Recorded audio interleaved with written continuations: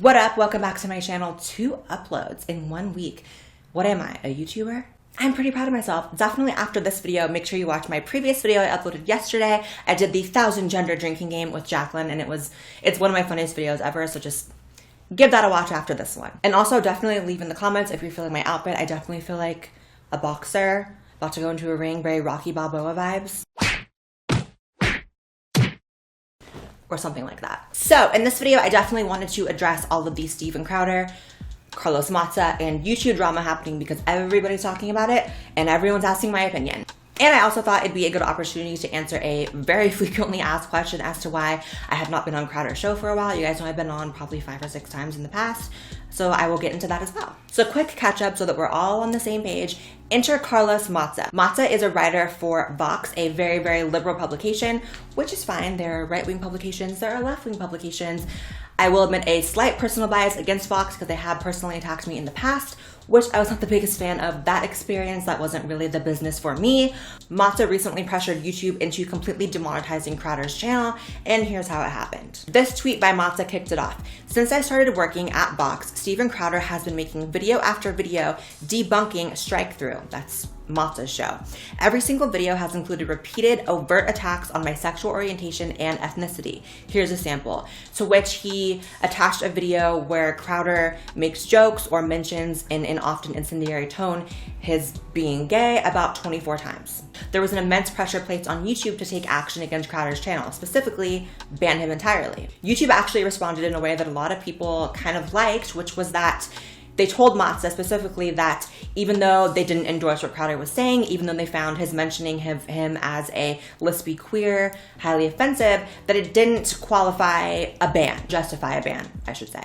The internet lit up. I've never seen people so mad. Steph Senyotti, a YouTuber who I actually occasionally watch and enjoy, said, "You don't give a flying F about curators. You don't give a flying F about the social impact of decisions like this. I understand you're functioning within a corporation whose entire purpose is to make money off of your unpaid labor, but it's time for someone to grow a spine." Caitlin Burns says, "I canceled my YouTube TV subscription over this, and so should you." Tyler Oakley, "Queer creators deserve better. Shame on you, YouTube." So YouTube took a ton of heat from this, and they actually decided to cave to that, and they reversed their decision to not punish Crowder, and they completely demonetized his channel. So that's where we're at now. Let's talk. Maza has every justification in the world to be upset. However, running to corporate big mommy YouTube and trying to set an adpocalypse 2 on all of YouTube was a bit of a mistake. There's a very delicate ecosystem, a very delicate balance between advertisers, YouTube, YouTubers, and video content. It's hard enough to get anything green. It's hard enough to get anything monetizable these days that this just upsets me. I mean, so many publications are now running with this, saying that YouTube is anti-gay and anti-LGBT, and it's just like, ugh. Like, I can just hear the advertisers pulling out right now. I also don't think Carlos Maza has much of a leg to stand on in terms of the higher ground of not calling people names, not harassing people, not slandering people, because his Twitter bio reads, "Tucker Carlson is a white supremacist." Now, personally, I would much rather be called a lesbian queer than a white supremacist. One of those things will ruin your life, and one of those things will just kind of get under your skin. I have had people say so many horrible things about me online, people making videos calling me the worst of all things, transphobia galore, all those things, right? You either fire back, you use your platform to make them look stupid, which Carlos could have done because Carlos does have a large platform, or you just gotta pay it, which means ignore it, let it be gone. And I also will say that I don't think Crowder's jokes were funny. I think they were like 7th grade level insults. I think using someone's sexuality as an insult is kind of annoying. Crowder's jokes were not creative, they were not funny, I didn't like them. They were 7th grade level jokes, as I said, but that begs the question, do 7th grade level jokes and 7th grade level insults really constitute a total demonetization of your channel? I don't personally think it should. Because if that's the case, every YouTuber under the sun is gonna get their channel demonetized.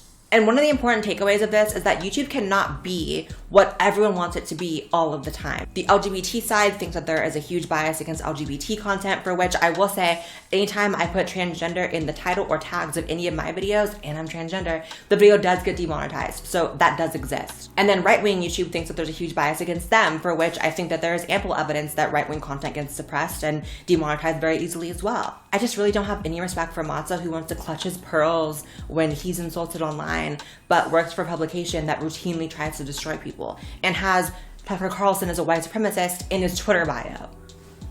They started with all the more extreme ones, the Milos, the Alex Joneses, the Laura Loomers, and they really are moving down to the people who are a lot more moderate, which, say what you want about Steven Crowder, you can think he's a jerk. He is a pretty standard Republican. And to everyone who thinks that I have some sort of bias because I have been on Steven Crowder's channel 5 or 6 times, I will say that I think I have actually a proven track record of being able to criticize Steven Crowder where it is needed. Because if you look back, the first time I was ever actually on Ladder with Crowder was me being brought on because we actually had beef before that. Blaire, thank you for being on the program.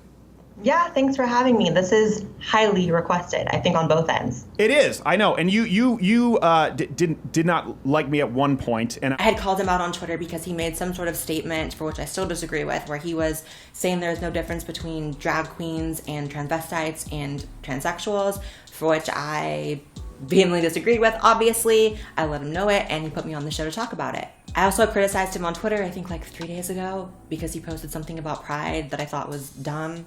My pet peeve is Republicans who feel like they have to post like content that is contrarian to LGBT and pride and all that stuff just because they're right-wing commentators.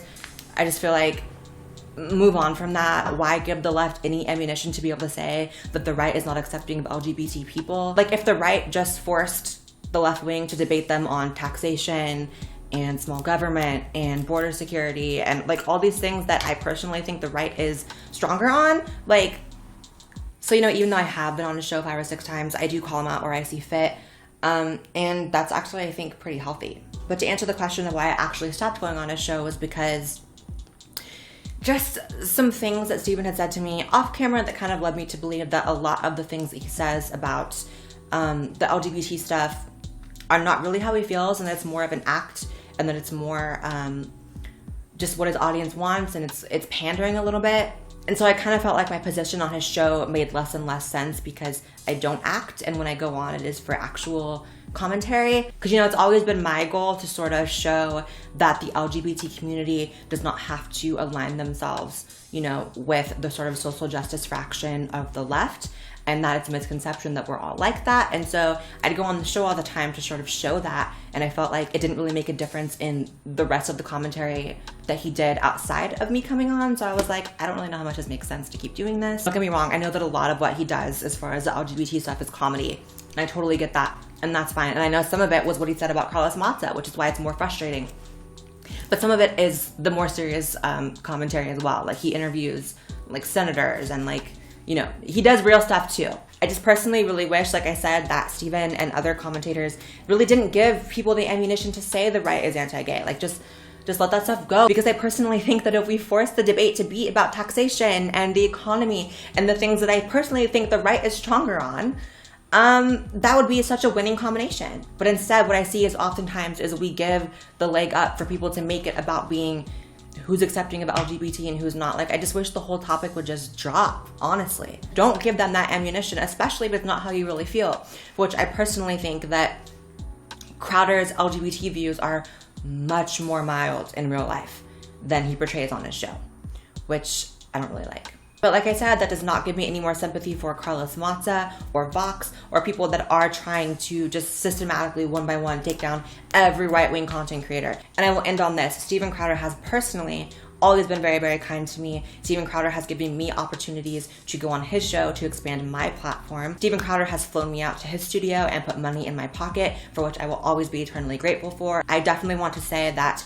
because of them being demonetized, I do want to encourage you, if you are a fan of Steven Crowder and you want to see his content survive and his ability to create content survive, definitely subscribe to his mug club, which I assume is going to be one of his only revenue streams right now. You know, I've always, like I said, been able to criticize Steven where I see fit, and he's always been okay with that, for which I respect. So I definitely want to just give that favor back and encourage you guys that if you are a fan, definitely continue to support him. And I'll put a link to that in the description as well.